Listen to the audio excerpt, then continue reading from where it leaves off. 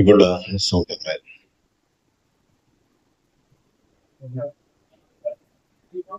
മതമില്ലാത്ത ജീവൻ എന്ന പേരിൽ VK പവിത്രന്റെ കീഴിലുള്ള അവാർഡുകൾ കരസ്ഥമാക്കിയ +2 വിദ്യാർത്ഥികളാണ് ഇവിടെ ഈ അവാർഡ് വാങ്ങിയത്.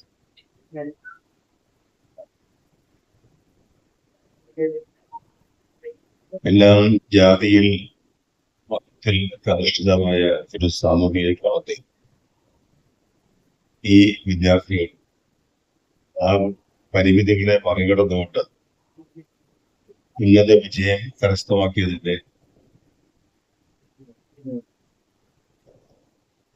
അംഗീകാരം കൂടിയാണ് ഇവിടെ നടന്നത്. ഇത് VK പവിത്രന്റെ പേരിലുള്ള അവാർഡാണ്. VK പവിത്രനെ എനിക്ക് നേരിട്ട് പരിചയമില്ലെങ്കിലും അദ്ദേഹത്തിന്റെ സഹോദരിയുടെ മകൻ G ഷഹീദ് എന്റെ അടുത്ത സുഹൃത്താണ്. പത്രപ്രവർത്തനത്തിൽ ഞങ്ങൾ സഹപ്രവർത്തകരായി. ഷഹീദിനെ കുറിച്ച് പല തമാശകളും ആ പേരിന്റെ പേരിൽ ഉണ്ടായിരുന്നു. എന്റെയും ആദ്യകാലത്തെ ഒരു ധാരണ ഷഹീദ് ഒരു മുസ്ലിം ആണെന്ന്. നമുക്കിപ്പോൾ ഏത് ജാതിയാണെങ്കിലും വലിയ പ്രശ്നമില്ലാത്തത് കൊണ്ട് അബദ്ധമൊന്നും എനിക്ക് പറ്റിയിട്ടില്ല. പക്ഷെ ഹൈക്കോടതിയിലെ ഒരു മുസ്ലിം ജഡ്ജി അദ്ദേഹത്തിന്റെ മകൾക്ക് ഷഹീദുമായി വിവാഹാലോചന നടത്തിയതായി കേട്ടിട്ടുണ്ട്. ഉടൻ ഷഹീദ് കോടതിയിൽ മാതൃഭൂമിയുടെ നിയമകാര്യ ന്യായാധിപനായിരുന്നു. എല്ലാ ജഡ്ജിമാർക്കും ഷഹീദിനെ വലിയ താല്പര്യമായി. കാരണം ഷഹീദ് വിചാരിച്ചാൽ മാതൃഭൂമി പത്രത്തിൽ ആ ജഡ്ജിയുടെ പേര് ഇതിനെ കോടതി വിധിയാണ് പരാമർശവും വരും. അപ്പൊ അങ്ങനെ ഷഹീദ് ഒറ്റനോട്ടത്തിൽ ആ പേര് സൂചിപ്പിക്കുന്നത് പോലെ ഒരു ഇസ്ലാം മതവിശ്വാസിയാണ് എന്ന് കരുതി പലർക്കും പല അബദ്ധങ്ങളും സംഭവിച്ചു. പക്ഷെ ഷഹീദ് എന്ന പേരിന്റെ അർത്ഥം രക്തസാക്ഷി എന്നാണ്. പവിത്രൻ തന്നെയാണ് തന്റെ സഹോദരിയുടെ മകന് ആ പേര് നൽകിയത്. മതമില്ലാത്ത ജീവൻ എന്നത് നമുക്കെല്ലാം പരിചയമുള്ള ഒരു പ്രയോഗമാണ്. MA ബേബി കേരളത്തിൽ വിദ്യാഭ്യാസ മന്ത്രിയായിരുന്നപ്പോൾ ഇറക്കിയ പാഠപുസ്തകത്തിൽ മതമില്ലാത്ത ജീവൻ എന്നൊരു പാഠം ഉണ്ടായിരുന്നു. അത് മതത്തിനെതിരെയുള്ള വിമർശനമായി കരുതേണ്ട കാര്യമൊന്നുമില്ല. ജീവൻ എന്നത് പൊതുവെ എല്ലാ മതവിഭാഗങ്ങളിലും പെട്ടവർ ഉപയോഗിക്കുന്ന ഒരു പേരാണ്. അപ്പോൾ ജീവൻ എന്ന കുട്ടിക്ക് പ്രത്യേകിച്ച് മതമൊന്നുമില്ല എന്ന് പറഞ്ഞാൽ അതിൽ ആർക്കും ആക്ഷേപം തോന്നേണ്ട കാര്യമില്ല. പക്ഷെ അന്ന് അത് വലിയ തോതിലുള്ള വിമർശനത്തിനും ആക്ഷേപത്തിനും കാരണമായി. MA ബേബിക്ക് അത് ചില തിരുത്തലുകൾ വരുത്തേണ്ടി വന്നു. അന്ന് ചില ക്രൈസ്തവ പുരോഹിതന്മാർ എന്നോട് തന്നെ പറഞ്ഞിട്ടുണ്ട്, ഇനി ബേബി നിയമസഭ കാണില്ല. ഏറെക്കുറെ അതുകൊണ്ട് അത് തന്നെ സംഭവിക്കുകയും ചെയ്തു. അദ്ദേഹം ഇപ്പോൾ CPIMന്റെ അഖിലേന്ത്യാ ജനറൽ സെക്രട്ടറി ആണെങ്കിൽ പോലും ശോഭനമായി വികസിക്കേണ്ടിയിരുന്ന ഒരു രാഷ്ട്രീയ ഭാവിയുടെ അന്ത്യമാണ് മതമില്ലാത്ത ജീവൻ എന്ന സ്കൂൾ പാഠപുസ്തകത്തിലെ പാഠത്തിലൂടെ അദ്ദേഹം സ്വയം വരിച്ചത്. ഇവിടെ എന്നെ ചെറുപ്പകാലം മുതൽ കേൾക്കുന്ന ഒരു പ്രയോഗമാണ് ഈ നിഷ്ഠ വിവാഹം. എന്തോ ആ പേരിനോട് ആ പ്രയോഗത്തോട് എനിക്ക് വലിയ യോജിപ്പില്ല. മനുഷ്യർ തമ്മിലാണ് വിവാഹം നടക്കുന്നത്. മനുഷ്യനും തമ്മിലല്ലാതെ, അല്ലെങ്കിൽ സാപ്പിയൻസ് തമ്മിലല്ലാതെ വിവാഹം നടന്നാൽ വേണമെങ്കിൽ മിശ്ര വിവാഹം. പക്ഷെ ആ പേരാണ് നമുക്ക് ഏറെക്കുറെ പരിചയപ്പെടുക. സ്വന്തം ജാതി, സ്വന്തം സമുദായം, സ്വന്തം മതം, അതിൽ നിന്ന് വിഭിന്നമായി ഒരു ഇണയെ കണ്ടെത്തുമ്പോൾ അതിനെ പൊതുവെ ഉപയോഗിക്കുന്ന ഒരു പേരാണ് മിശ്ര വിവാഹം. മറ്റൊരു സന്ദർഭത്തിൽ ഈ മിശ്രം എന്ന വാക്ക് കേൾക്കുന്നത് സഹോദരൻ അയ്യപ്പന്റെ ചരിത്ര പ്രസിദ്ധമായ ആ മിശ്ര ഭോജനമാണ്. അതൊരു സാമൂഹിക വിപ്ലവത്തിന്റെ കാരണം മുഴക്കിയ ഒരു മഹാസംഭവമായിരുന്നു. ഇവിടെ ഇപ്പോൾ നിങ്ങൾ ഈ പരിപാടി നടത്തുന്നത് മിശ്ര ഭോജനത്തിന്റെ 109ാമത് വാർഷികവും മതമില്ലാത്ത ജീവൻ എന്ന പേരിൽ VK പവിത്രന്റെ സ്മരണയ്ക്കായി ഏർപ്പെടുത്തിയ സ്കൂൾ കുട്ടികൾക്ക് വേണ്ടിയുള്ള അവാർഡ് വിതരണവുമാണ്. ഞാനിവിടെ ഇരിക്കുമ്പോഴാണ് എന്റെ കുടുംബത്തിൽ നിറയെ മിശ്രവാദത്തിനാണ് എന്ന കാര്യം ആലോചിച്ചത്. ഇവിടെ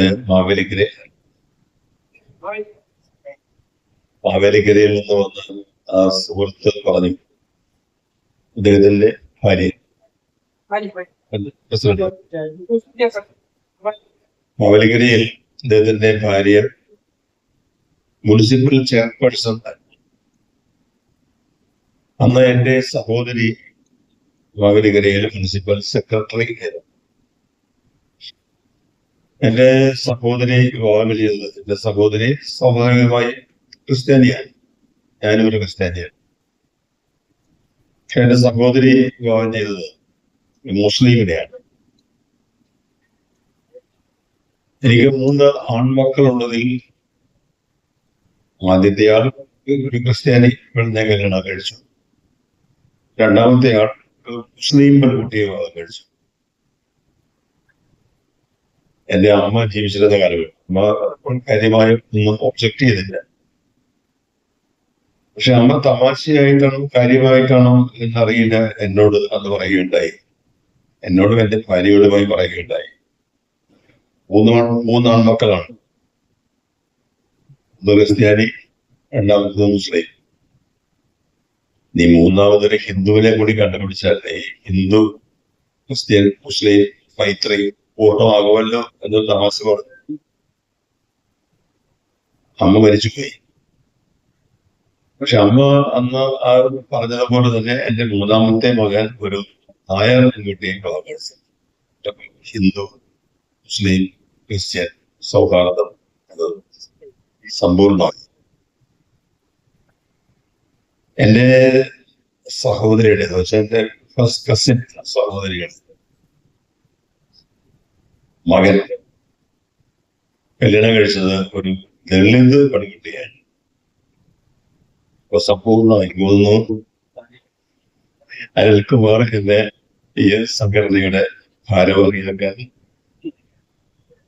ക്ഷണിക്കും എന്ന് ഞാൻ കരുതുകയാണ്.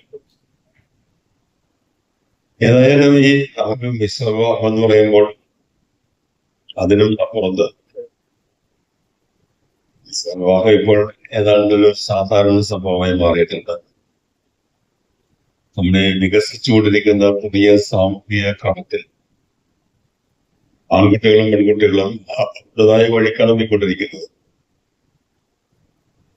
മാട്രിമോണിയൽ പരസ്യങ്ങൾ TV-യിൽ കാണുമ്പോഴൊക്കെ നല്ല ഫലിതമാണ്.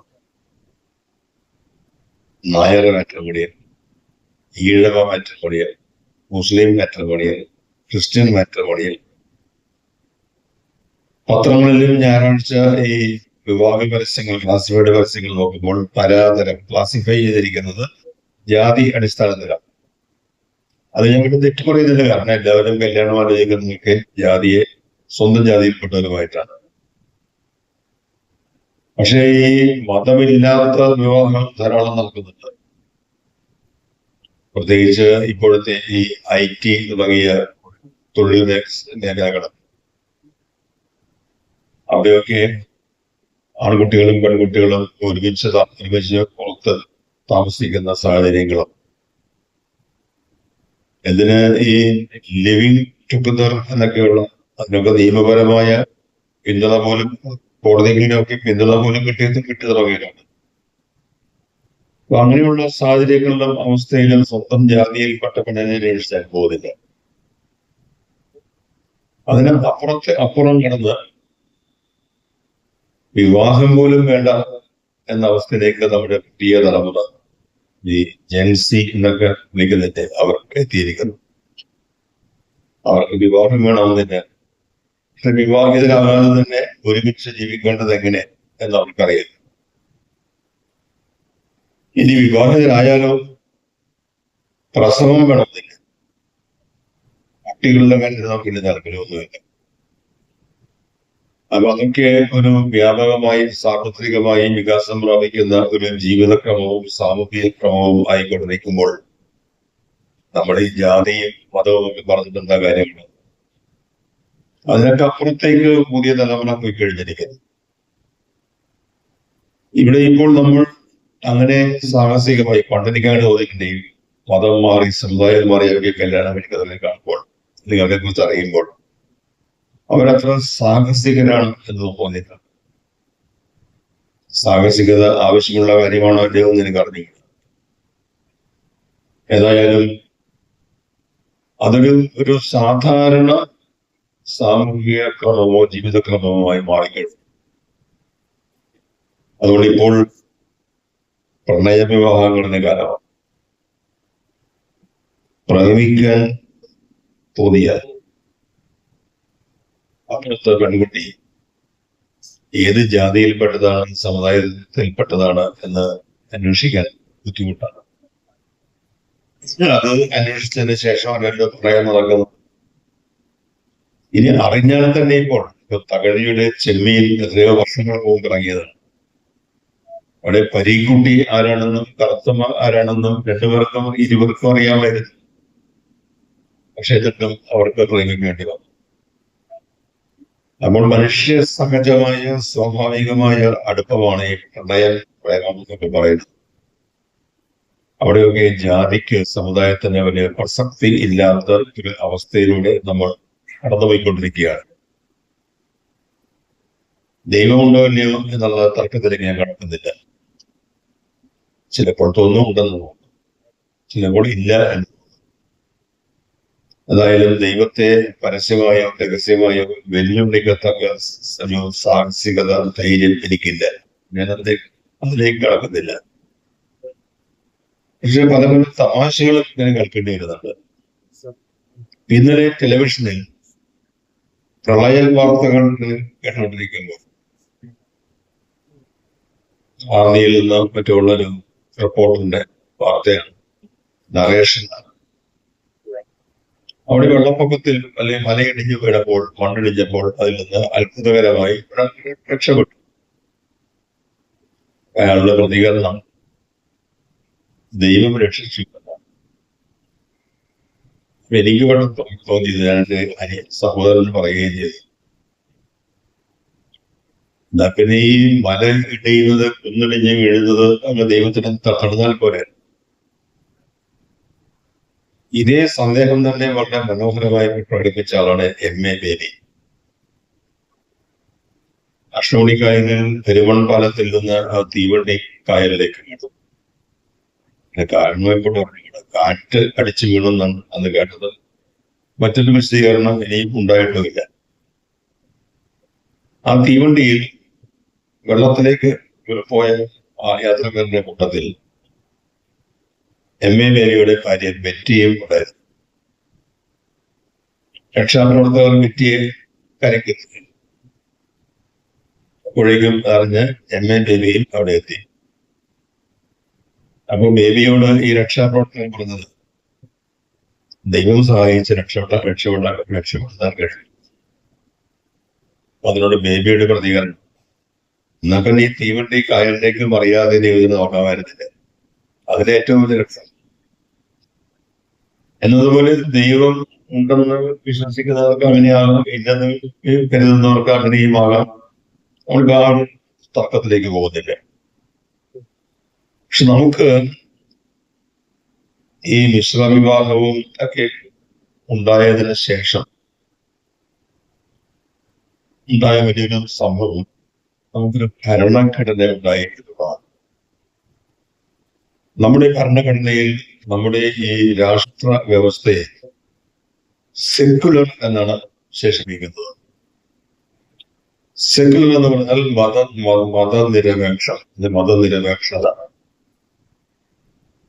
അപ്പൊ മതത്തെ അടിസ്ഥാനമാക്കിയല്ല നമ്മുടെ രാജ്യത്ത് അല്ലെങ്കിൽ നമ്മുടെ റിപ്പബ്ലിക്കിൽ കാര്യങ്ങൾ നടക്കുന്നത്.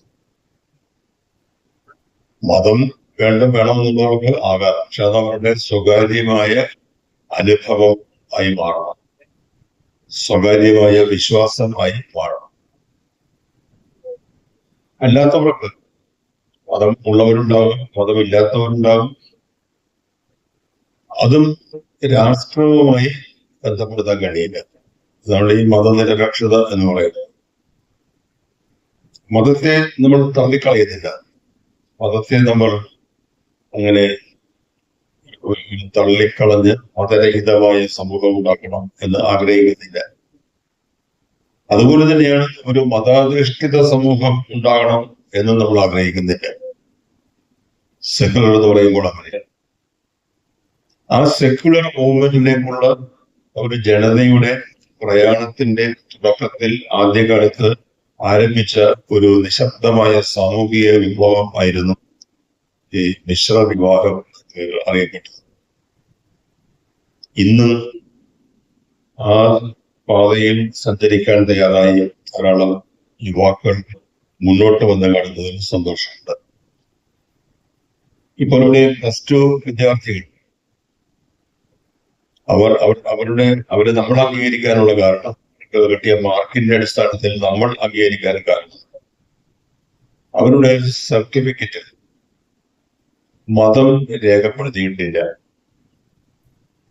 മതം രേഖപ്പെടുത്താത്ത സർട്ടിഫിക്കറ്റ് എന്ന് പറഞ്ഞാൽ ഇതിൽ ചില പ്രശ്നങ്ങളൊക്കെ ഉണ്ട്. അവർക്ക് കിട്ടാവുന്ന ചില ആനുകൂല്യങ്ങളും നഷ്ടപ്പെടുന്ന സാഹചര്യം ഉണ്ടാകാം. അത്തരം കാര്യങ്ങൾ ഒന്നും വലിയ വില കൽപ്പിക്കാതെ മതമില്ലാത്ത ഒരു സമൂഹത്തിൽ മനുഷ്യരായി ജീവിക്കാൻ, അല്ലെങ്കിൽ നമ്മുടെ ഭരണഘടനയെ അടിസ്ഥാനമാക്കിയുള്ള ജീവിതക്രമത്തിൽ സെക്യുലറിസത്തിൽ വിശ്വസിക്കുന്ന പൗരന്മാരായി ജീവിക്കാൻ അവർ തയ്യാറായി മുന്നോട്ട് വന്നിരിക്കുന്നു എന്നുള്ളതാണ്. അപ്പോൾ നമ്മളൊന്ന് പ്രോത്സാഹിപ്പിക്കുക. നിങ്ങൾ ചെയ്യുന്നതിൽ ഒരു തെറ്റുമില്ല, നിങ്ങളുടെ ഈ പ്രവർത്തിക്ക് ഒരു അപകടത്തിനും കാരണമാവില്ല. ഏറ്റവും പ്രധാനപ്പെട്ടത് ഏത് ജാതിയിൽപ്പെട്ട ഹിന്ദുവായി, നായരായി, ഈഴവനായി, മുസ്ലിമായി, ക്രിസ്ത്യാനിയായി ജീവിക്കുന്നു ഇല്ലയോ എന്നുള്ളതല്ല, മനുഷ്യനായി ജീവിക്കുന്നു എന്നുള്ളതാണ് ഏറ്റവും പ്രധാനപ്പെട്ട കാര്യം. മനുഷ്യനായി ജീവിക്കാൻ നിങ്ങൾ തയ്യാറെടുത്ത് കഴിഞ്ഞാൽ പിന്നെ ഒരു മതമേ ഉള്ളൂ. ആ മതത്തിന്റെ പേര് മാനവികത എന്നാണ്. ഇംഗ്ലീഷിൽ ഹ്യൂമനിസം എന്ന് പറയും. അപ്പോൾ മനുഷ്യനായി കാണുന്നത്, മനുഷ്യർക്കൊപ്പം മനുഷ്യത്വത്തോടുകൂടി സഹജീവിതം നയിക്കുന്നതിന് തയ്യാറായി മുന്നോട്ട് വരുമ്പോൾ, അപ്പോഴാണ് നീതിയിൽ അധിഷ്ഠിതമായ, സാഹോദര്യത്തിന് പ്രകാശിതമായ ഈ സ്വതന്ത്ര സമൂഹം ഉണ്ടാക്കുക. അതാണ് പ്രധാനപ്പെട്ട കാര്യം. നിങ്ങൾ ഏത് മതത്തിൽപ്പെട്ടു എന്നുള്ളതല്ല. അങ്ങനെ ധീരമായി ജീവിതത്തിലേക്ക് പ്രവേശിക്കാൻ തയ്യാറാകുന്ന സമർത്ഥരായ ഈ വിദ്യാർത്ഥികളെ ഞാൻ പ്രത്യേകമായി അനുമോദിക്കുന്നു. അവർക്ക് വേണ്ടിയാണ് പവിത്രന്റെ പേരിലുള്ള ഈ അവാർഡ് എത്തിയിരിക്കുന്നത്. ഇവിടെ ഇത്രയും പേർ ഇന്നത്തെ ഈ ദിവസം വീട്ടിൽ സ്വസ്ഥമായിരുന്ന് വിശ്രമിക്കാൻ ഗവൺമെന്റ് നിർദ്ദേശം നൽകിയിരിക്കുന്ന ഈ ദിവസം സമ്മേളിക്കുകയും മനോഹരമായ ഈ ആശയം, ഈ ഹ്യൂമനിസ്റ്റ് ഐഡിയ പ്രചരിപ്പിക്കുന്നതിന് ശ്രമിക്കുകയും ചെയ്യുന്ന നിങ്ങളെ പ്രത്യേകമായി അനുമോദിച്ചുകൊണ്ട് എന്റെ വാക്കുകൾ